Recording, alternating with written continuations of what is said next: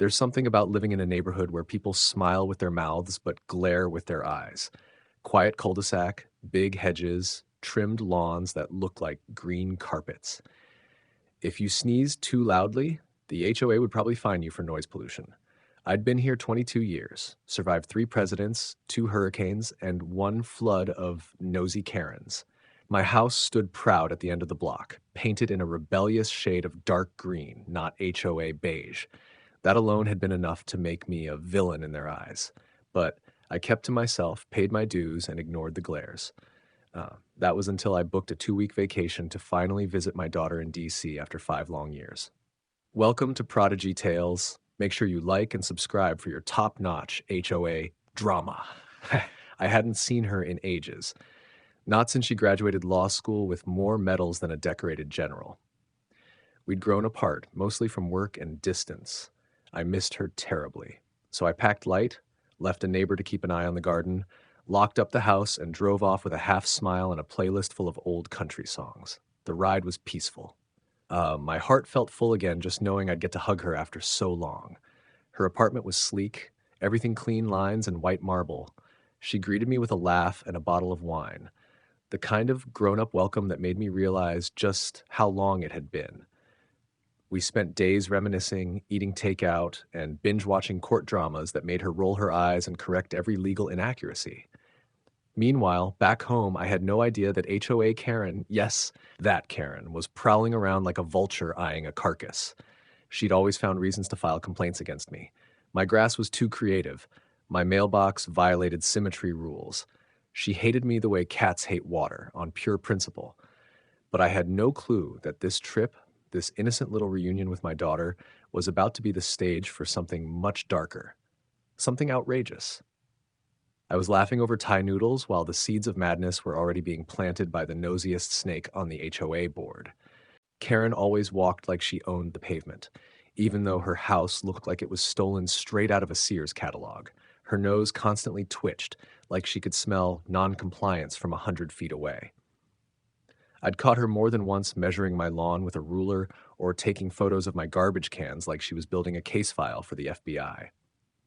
But I never thought she'd go nuclear, not until I got the call. It was my neighbor Greg. Poor guy was stuttering like he just saw a ghost. They tore it down, man. Your house. Bulldozers. Full crew. It's gone. At first I thought he was drunk or playing some terrible joke. What do you mean it's gone? I asked, half laughing, half clutching the wine glass.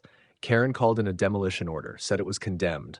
There were papers, trucks, the whole thing's rubble. The wine hit the floor. So did my jaw. I stood frozen with my daughter across the room staring at me like I just told her the moon fell out of the sky. Karen had actually done it. She demolished my house while I was gone. And not by accident. She planned this. Turns out, while I was away enjoying pad thai and catching up, Karen had submitted a false report claiming my home was structurally unsound. She listed it as abandoned and unsafe for habitation. Then, using her position on the HOA board, she filed for an emergency demolition. No notice, no phone call, no investigation, just a big fat lie, a forged signature, and a wrecking crew hired under the radar. By the time the city realized the documents were shady, it was too late. The house was gone. Brick by brick. And of course, Karen was smug as a raccoon in a trash bin. Word spread fast. She even posted a photo on the HOA bulletin board with a caption, "One less eyesore on Maple Creek Lane. Progress." I saw red. I packed my bags that night, told my daughter what happened, and caught the next flight home. But not before she looked me dead in the eyes and said, "Don't worry, Dad. They messed with the wrong family."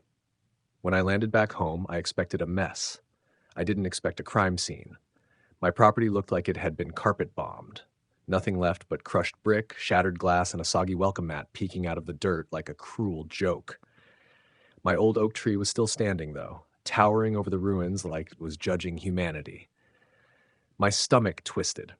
I hadn't cried in years, but that moment nearly broke me.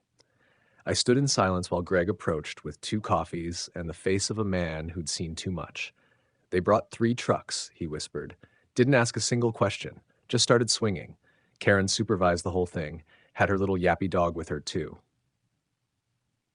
And that's when my daughter arrived. Tailored blazer, sunglasses, and an expression sharp enough to slice concrete. She looked at the mess, then at me, and said one word, unbelievable. We sat in Greg's garage turned makeshift war room. My daughter, Judge Maya Langston, federal judge at 38, flipped open her laptop like a gunslinger drawing a pistol. Let's start with the permit, she muttered, fingers flying across the keyboard. No court order, no municipal approval. HOA boards don't have that authority. Greg blinked. She said it was an emergency, some clause. Karen's clause was forged trash, Maya snapped. This was an illegal demolition, and if she filed it under your name. She paused. Dad, that's fraud. Criminal fraud. And abuse of office if she used HOA credentials to authorize it. Plus damages, emotional distress, property destruction. We're looking at enough charges to stack to the moon. I just sat there in shock. I raised her on bedtime stories and spaghetti dinners. Now she was talking like a legal terminator. She leaned back, smirking. We're going full nuclear. Karen didn't know it yet, but she hadn't just demolished a house. She detonated her own life. Maya drafted documents faster than I could blink. She looped in federal contacts, requested a full audit of the HOA's records, and filed for an emergency injunction before Karen could even refill her bird feeder. She wanted war, Maya said, standing up. We're bringing justice. And just like that, Karen's days of smug bulletin board posts and measuring tape tyranny were about to meet their reckoning. By sunrise the next morning, Karen's smug HOA empire began crumbling like cheap drywall in a thunderstorm. My daughter didn't just bring justice, she launched a legal hurricane.